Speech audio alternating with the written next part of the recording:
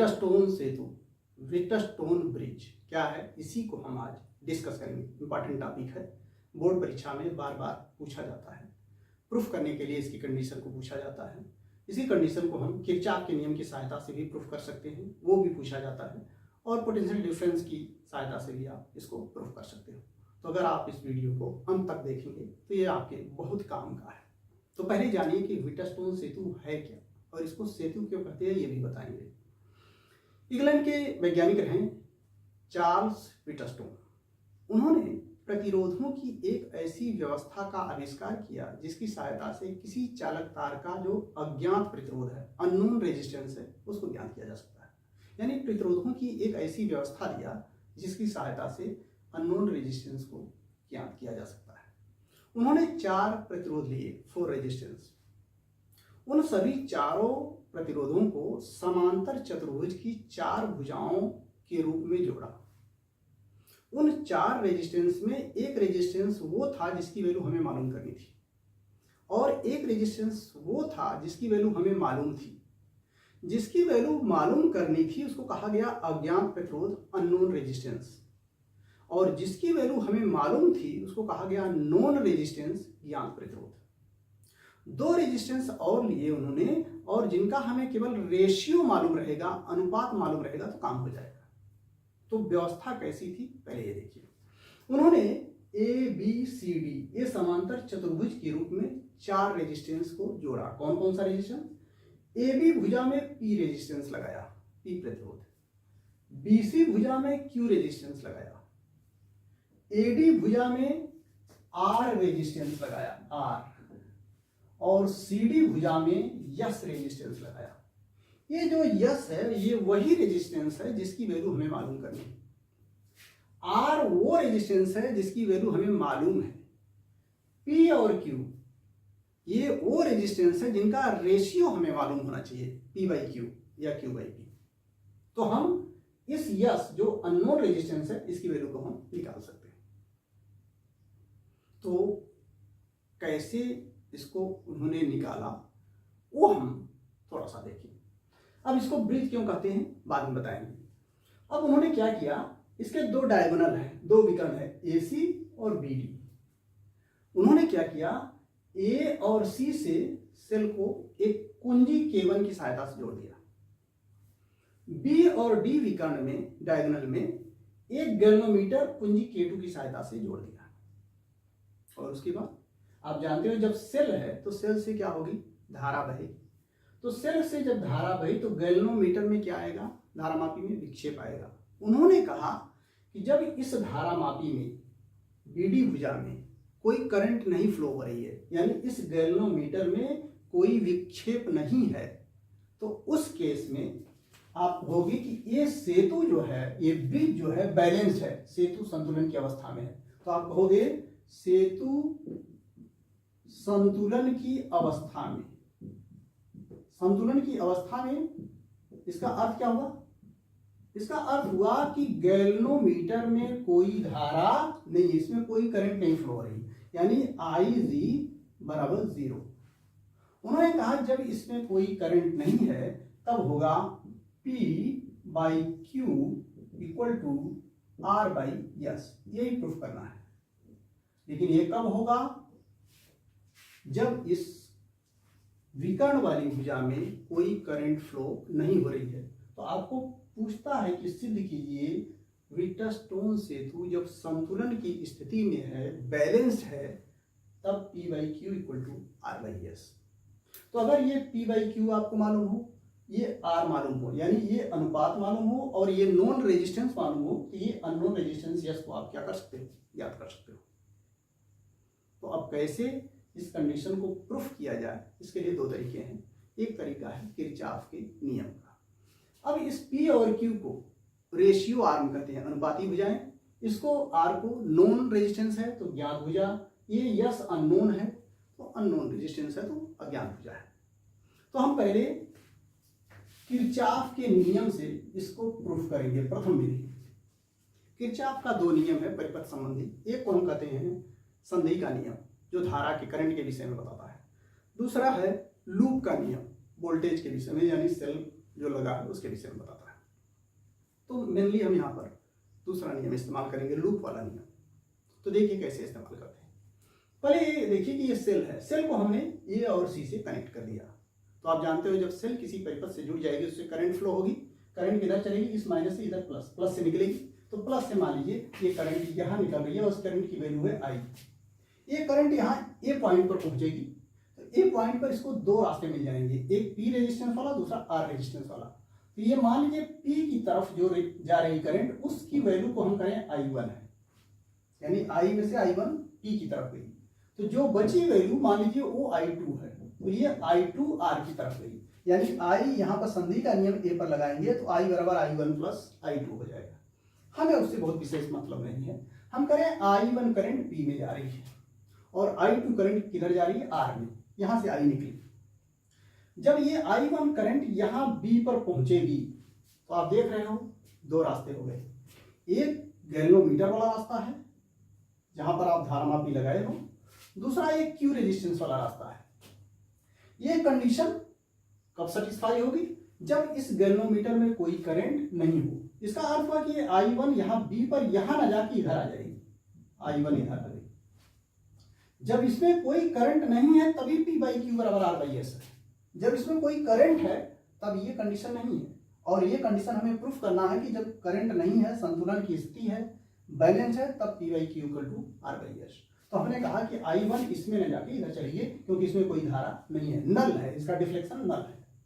अब ये I2 धारा इधर आई आर में, यहाँ डी पॉइंट पर पहुंची, इसको इधर जाना है गैल्वेनोमीटर की तरफ और यस की तरफ जाना है। हमने कहा इसमें कोई करंट नहीं है, इसका अर्थ हुआ कि ये I2 इधर यस वाले में चली गई।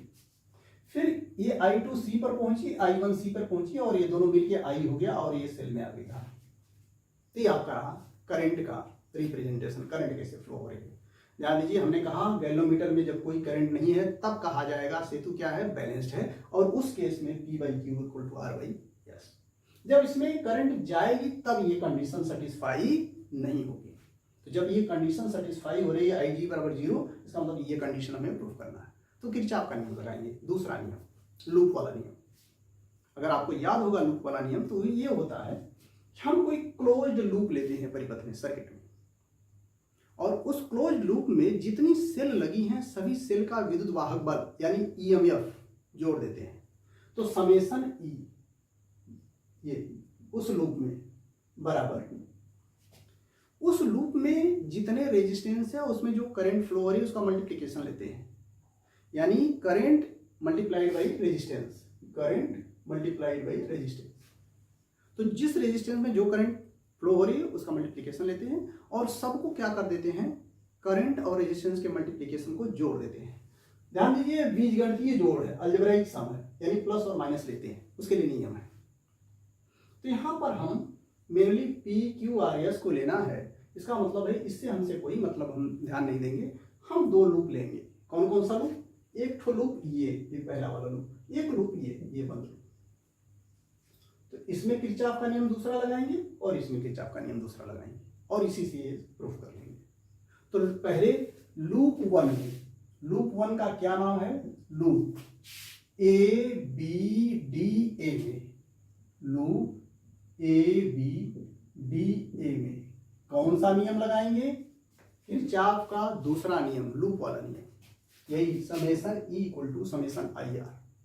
समेशन E यानी जितनी सेल लगी हैं सबके EMF का जोड़, विद्युत वाहक बल का जोड़ जो उस लूप में है सेल। तो अगर इस लूप को ध्यान से देखिए, कोई सेल लगा है नहीं, तो टोटल EMF क्या होगा, 0 के बराबर होगा, 0 इक्वल टू, अब धारा गुणे प्रतिरोध लेंगे।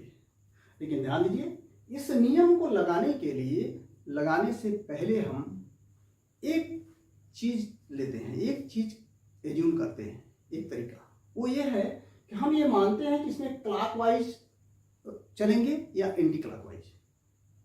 हम मान लेते हैं कि इस लूप में इस तरह से सबके लिए लेना है, यानी हर रेजिस्टेंस और करंट का मल्टीप्लिकेशन लेना है, तो हम कहीं से शुरू करके और क्लॉकवाइज या एंटी क्लॉकवाइज चल के वहां आ जाएंगे। तो जैसे मान लीजिए कि हमने यहां से शुरू किया, इस तरह गए, फिर इधर आ गए और फिर इधर गए।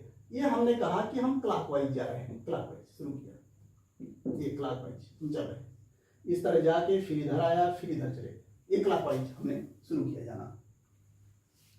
तो सेल का ईएमएफ कोई सेल नहीं है तो 0 कर दिया। अब I इंटू आर लेंगे, ध्यान दीजिए ये यहाँ I1, इसमें कितनी करंट फ्लो हो रही है I1, इसका रेजिस्टेंस का वैल्यू कितना है P, तो I1 का P के साथ मल्टीप्लीकेशन लिखेंगे, तो I1 इंटू P। अब यहां से चले इस तरह चले, फिर इधर आ गए इस भुजा में। इस भुजा में हमने कहा कि कोई धारा नहीं बह रही है। कभी कभी कोई लोग दिखा देते हैं कि IG धारा बह रही है और इसका रेजिस्टेंस G ले लेते हैं, फिर IG को 0 कर देते हैं। हम ये करें कि जब इसमें कोई करंट नहीं बह रही है तब नहीं ये कंडीशन है, तो हम मान ले रहे हैं कि इसमें कोई करंट फ्लो नहीं हो रही। तो यहाँ कोई करंट फ्लो नहीं हो रहा तो इसका रेजिस्टेंस भी होगा।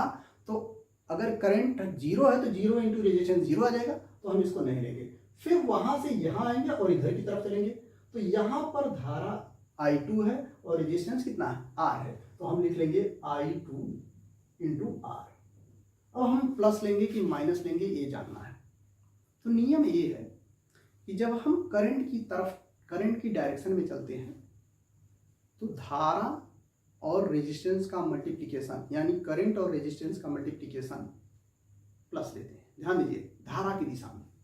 और जब करंट के अपोजिट चलते हैं तो करंट और रेजिस्टेंस का मल्टीप्लिकेशन माइनस लेते हैं। इसमें देखिए हम इस तरह से क्लॉकवाइज चल रहे हैं, क्लॉकवाइज घड़ी की सुई की दिशा में। जब इधर चल रहे हैं तो I1 भी इसी डायरेक्शन में जा रहा है, तो I1 और P का मल्टीप्लिकेशन इस डायरेक्शन में जा रहे हैं धारा की दिशा में, तो प्लस ले लेंगे, तो ये प्लस हो गया। फिर यहां से इस तरह गए, यहां 0 ही कर दिया। फिर इधर चले, करंट इधर आ रही है R में, इधर की तरफ आ रही है, और हम जा कैसे गए इस तरह से, तो धारा के विपरीत जा रहे हैं, करंट के विपरीत जा रहे हैं। जब करंट के आप विपरीत चलोगे तो करंट और रेजिस्टेंस का मल्टीप्लिकेशन निगेटिव लेंगे। हम ऐसे जा रहे हैं, करंट इस तरह आ रही है, तो ये निगेटिव हो गया I2 इंटू आर। तो 0 बराबर I1P minus I2R। Minus I2R इधर आएगा तो हो जाएगा I2R बराबर I1P, या हम इस तरह लिख दे रहे हैं I1P बराबर I2R। ये समीकरण नंबर 1, बहुत आसान चीज। अब इसी तरह से लूप 2, ये लूप 2 है, तो आप लिखेंगे लूप, दूसरा लूप कौन सा, BCDB, BCDB में ये नियम लगाएंगे, यही किरचॉफ का दूसरा नियम, summation E equal to summation IR।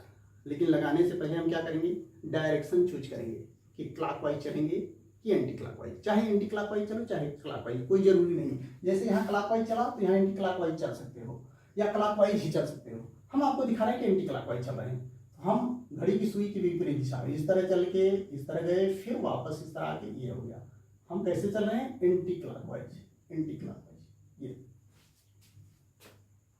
अब जरा सा ध्यान दीजिए, समेशन, इसमें कोई सेल लगा है, समेशन ही कोई सेल लगा है, कोई सेल नहीं है, तो समेशन ही का मान 0 हो गया बराबर। अब क्या करेंगे, I इंटू आर लेंगे, रेजिस्टेंस और करंट का मल्टीप्लीकेशन। हम चल रहे हैं ऐसा, करंट इधर आ रही है, तो I1 इसमें करंट है और रेजिस्टेंस की वैल्यू Q है, तो आप लिख लेंगे 0 इक्वल टू I1Q। इस तरह चले, यहां आ गए, यहां G में प्रतिरोध तो होगा लेकिन कोई करंट नहीं है, तो 0 हो गया। फिर इस तरह आए, फिर इस तरह चले, इधर करंट ऐसे जा रही है, कौन सी करंट, I2, रेजिस्टेंस क्या है यस, तो I2 इंटू यस। अब प्लस होगा कि माइनस, अब देखते हैं कौन सा प्लस कौन सा माइनस। I1Q की बात कर रहे हैं, I1Q हम इस तरह चल रहे हैं। देखिए हमने माना है कि इधर चलेंगे एंटी क्लॉकवाइज, करंट इधर आ रही है, तो धारा के विपरीत हम चल रहे हैं, तो माइनस हो जाएगा। यहां पर फिर इस तरह से आए, फिर इस तरह चलना शुरू किया, इस तरह चल रहे हैं। I2 इसी डायरेक्शन में है, तो I2 यस प्लस होगा, क्योंकि हम धारा की दिशा में चल रहे हैं, ये प्लस हो गया। ये माइनस है, ये प्लस है, इधर 0 बराबर इतना हो गया, तो ये माइनस वाला इधर आएगा, हो जाएगा I1Q बराबर I2 यस। ये समीकरण नंबर 2 हो गया। अब आप चाहें तो बहुत आसानी से इसको समीकरण 1 और 2 से निकाल सकते हैं। कैसे, समीकरण 1 में समीकरण 2 से भाग दीजिए, समीकरण 1 व समीकरण 2 से। क्या किया, एक में 2 से भाग दिया, यानी एक को डिवाइड किया 2 से। एक में I1P लेफ्ट साइड में है, यहाँ I1Q है 2 में, तो I1P बाई I1Q, ये 2 में I1Q है लेफ्ट साइड में, यहाँ I1P है, यहाँ राइट साइड में इक्वल टू I2R है, तो I2R, और यहाँ राइट साइड में I2S है। तो I1 से I1 यहाँ कैंसिल हो जाएगा, यहाँ I2 से I2, ये आ जाएगा आपका P divided by Q equal to R by S. ये रहा, ये 4 के नियम से ये कंडीशन प्रूफ हो गई। तो अगर P बाई Q आपको मालूम हो, R मालूम हो, तो यस को आप निकाल सकते हो। R को नॉन रेजिस्टेंस कहते हैं, P बाई Q को आप जानते हो रेशियो है। तो अगर ये रेशियो आर्म्स अनुपाती भुजाएं कहलाती हैं। अब इसमें एक चीज और आप जानिए, अगर इस सेल की स्थिति को और गैल्वेनोमीटर की स्थिति को आप बदल दीजिए तो सेतु की संतुलन की स्थिति पे कोई प्रभाव नहीं पड़ेगा, इसलिए इसको कॉन्जुगेट आर्म्स कहते हैं, संयुग्मी भुजाएं कहते हैं। लेकिन सुग्राहिता क्या होती है, चेंज हो जाती है। अब सुग्राहिता से क्या मतलब है? सुग्राहिता से मतलब ये है कि अगर आप थोड़ा भी R या यस में R या इसमें चेंजेज करें, थोड़ा सा भी चेंजेज करें, तो गैल्वेनोमीटर में बहुत ज़्यादा डिफ्लेक्शन आना चाहिए। तो बहुत ज़्यादा डिफ्लेक्शन आएगा तो सेतु बहुत सुग्राही है। अब इसको सेतु क्यों कहते हैं अभी थोड़ा सा बताएंगे। दूसरा तरीका इसको पोटेंशियल डिफरेंस की सहायता से आप प्रूफ कर सकते हैं, दूसरा जो विधि है। तो हम दूसरी विधि भी आपको बता दे रहे हैं सेकंड मेथड, चाहे इस तरह करिए चाहे सेकंड वाला। सेकंड मेथड पोटेंशियल डिफरेंस के विषय में अगर आप जानते हो, अगर करंट फ्लो होती है, मान लीजिए कि ये रेजिस्टेंस है, ये रेजिस्टेंस है और इसमें करंट I फ्लो हो रही है, ये R रेजिस्टेंस है, ये पॉइंट A है, ये पॉइंट B है, ये A पॉइंट है, ये B पॉइंट है। तो करंट कब फ्लो होती है? दो पॉइंट्स के बीच जब पोटेंशियल का डिफरेंस होगा तभी करंट फ्लो होगी। पोटेंशियल का डिफरेंस का अर्थ हुआ कि यहाँ पर पोटेंशियल अधिक हो, यहाँ पर कम हो, तो इस तरह करंट जाएगी, हायर पोटेंशियल से लोअर पोटेंशियल की ओर जाती है। तो अगर यहाँ पर पोटेंशियल VA है और यहाँ पर पोटेंशियल VB है, तो ये दोनों का जब डिफरेंस होगा तो करंट बहेगी, डिफरेंस नहीं होगा तो करंट नहीं बहेगी। तो अगर इसमें करंट फ्लो नहीं हो रही है तो VA VB के बराबर होगा, लेवल का अंतर अगर रहेगा तभी करंट फ्लो होगी। तो जो पोटेंशियल का डिफरेंस, मान लीजिए करंट फ्लो हो रही है तो VA माइनस VB, पोटेंशियल का डिफरेंस बराबर I इंटू R होता है, ये जानते हो आप। V बराबर IR, यानी दो बिंदुओं के बीच विभवांतर I इंटू R के बराबर होता है। यही इस्तेमाल हम करेंगे। तो जरा से यहाँ पे देखिए, ये अब लूप की बात नहीं है, आपको केवल क्या ध्यान देना है, ये ध्यान देना कि A से B करंट I1 जा रही है, रेजिस्टेंस क्या है, P है। तो करंट का रेजिस्टेंस में जब मल्टीप्लाई करेंगे तो I1P मिलेगा। ये I1P क्या बताएगा, A और B के बीच जो पोटेंशियल डिफरेंस है उसको बताएगा। तो अगर A पर पोटेंशियल डिफरेंस VA है और B पर पोटेंशियल डिफरेंस VB है, तो VA माइनस VB, ये पोटेंशियल का डिफरेंस बराबर करंट इंटू रेजिस्टेंस। करंट है I1 और रेजिस्टेंस है PA। इसी तरह से यहां देखिए A और B में करंट, यहां I2 बह रही है R के रेजिस्टेंस में, यहां पोटेंशियल VA है, यहां मान लीजिए VD है, तो आप लिखोगे VA minus VD। Current flow हो रही है, इसका मतलब यहां का पोटेंशियल अधिक है, यहां का पोटेंशियल कम है। करंट हमेशा हायर से लोअर की तरफ जाती है, तो यहाँ का पोटेंशियल अधिक है, यहाँ का पोटेंशियल कम है। तो VA माइनस VD बराबर क्या होगा, करंट इंटू रेजिस्टेंस। करंट कितनी है I2 और रेजिस्टेंस कितना है R, तो I2R होगा। ये समझ में आ गया, बहुत आसान सी चीज। आगे देखिए, ये B और D, हमने कहा ये कंडीशन तब सेटिस्फाई होगी जब इस गैल्वेनोमीटर में कोई धारा नहीं है। जब इस भुजा में कोई धारा नहीं है, इसका अर्थ हुआ कि यहां का पोटेंशियल बराबर यहां का पोटेंशियल। तो आप कहोगे VB बराबर VD। क्यों? क्योंकि आप कहोगे सेतु संतुलन की स्थिति में है, यानी धारा मापी में धारा क्या है, वैद्युत धारा क्या है, शून्य है, इसीलिए VB बराबर VD है। अगर धारा होती तो VB VD के बराबर नहीं होता। अगर VB VD के बराबर है तो देखिए ये VD की जगह VB रखेंगे, तो यहाँ VB, यहाँ VB, VA में से इसको घटाया, VA में से इसको घटाया, ये दोनों बराबर हैं। इसका मतलब VA बराबर VA माइनस VB बराबर VA माइनस VD। तो आप कहोगे इसका अर्थ हुआ कि VA माइनस VB बराबर VA माइनस VD। क्यों? क्योंकि B का पोटेंशियल B के पोटेंशियल के बराबर है। क्यों बराबर है? इसलिए बराबर है कि इसमें कोई करंट फ्लो नहीं हो रही है। जब करंट फ्लो नहीं होती है तो दो पॉइंट्स के बीच करंट नहीं फ्लो हो रही है, इसका मतलब उन दो बिंदुओं के बीच का विभवांतर जीरो है, यानी पोटेंशियल दोनों का बराबर है। तो ये VB का पोटेंशियल VD के बराबर है, तो VB माइनस VD जीरो हो जाएगा, तभी यहाँ धारा नहीं बनेगी। तो अब ये इसके यहाँ D की जगह V रखें, यानी ये इसके बराबर है।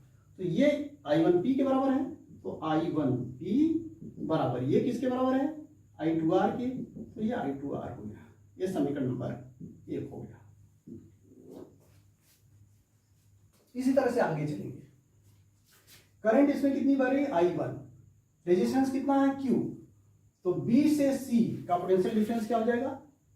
B पर पोटेंशियल VB, C पर पोटेंशियल VC। B से C जा रही है, यानी पोटेंशियल यहाँ अधिक है, यहाँ पोटेंशियल कम है। तो VB माइनस VC बराबर क्या हो जाएगा? Current into resistance. करंट कितनी है? I1। रेजिस्टेंस कितना है? Q, I1Q।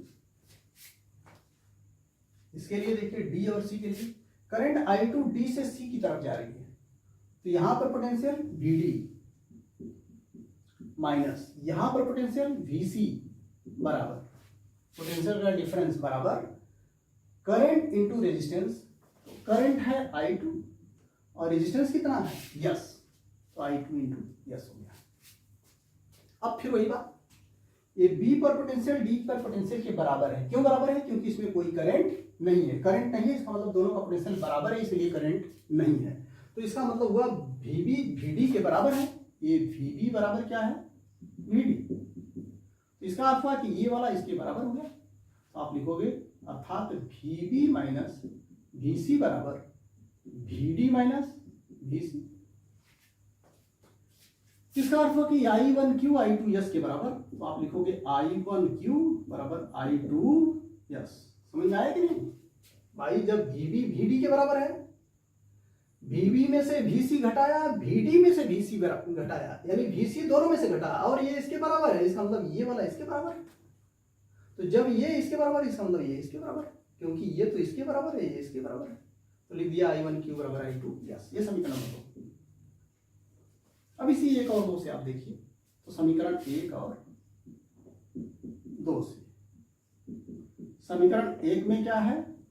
ये है, और 2 में ये है, यानी 1 में 2 की भाग दीजिए, तो वही हो जाएगा I1P डिवाइडेड बाई I1Q बराबर I2R divided by I2 yes. Cut जाएगा I1 से I1, I2 से I2, तो P बाई Q बराबर R बाई यस। ये हो गया। अब P और Q, P बाई Q मालूम हो, R मालूम हो, तो S मालूम हो जाएगा। अब इसको सेतु क्यों कहते हैं? ब्रिज क्यों कहते हैं? ब्रिज का काम क्या है? ब्रिज आमतौर पे रिवर पे बनता है, नदी पे बनता है, पानी है और उधर दोनों स्थल मार्ग, दोनों जमीनों को जोड़ता है। यहाँ पर क्या कर रहा है? ये गैल्वेनोमीटर इस और इस पॉइंट को जोड़ रहा है। दोनों पोटेंशियल क्या है? समान पोटेंशियल पे है, तो ये समान पोटेंशियल पे इसको जोड़ रहा है, इसलिए सेतु का काम कर रहा है। इक्वल पोटेंशियल को, जैसे दो जमीन को जोड़ता है, बीच में पानी है, तो गैल्वेनोमीटर ये काम कर रहा है, इसलिए इसको सेतु कहते हैं। ये आपका रहा व्हीटस्टोन सेतु। व्हीटस्टोन सेतु आप कहोगे रेजिस्टेंस तो वोल्टमीटर और अमीटर से भी निकाल सकते हैं। V बाई I बराबर R होता है, हाँ निकाल सकते हैं, लेकिन उसमें पोटेंशियल को आप वोल्टमीटर से पढ़ते हो तो उसको डिफ्लेक्शन को देखना पड़ता है। विक्षेप विधि है, उसमें विक्षेप को पढ़ने में गलती हो सकती है, पोटेंशियल और करंट को। लेकिन यहाँ पर विक्षेप नहीं, डिफ्लेक्शन नल है, कोई डिफ्लेक्शन नहीं है, नल विक्षेप की स्थिति है, तो ये ज़्यादा एक्यूरेट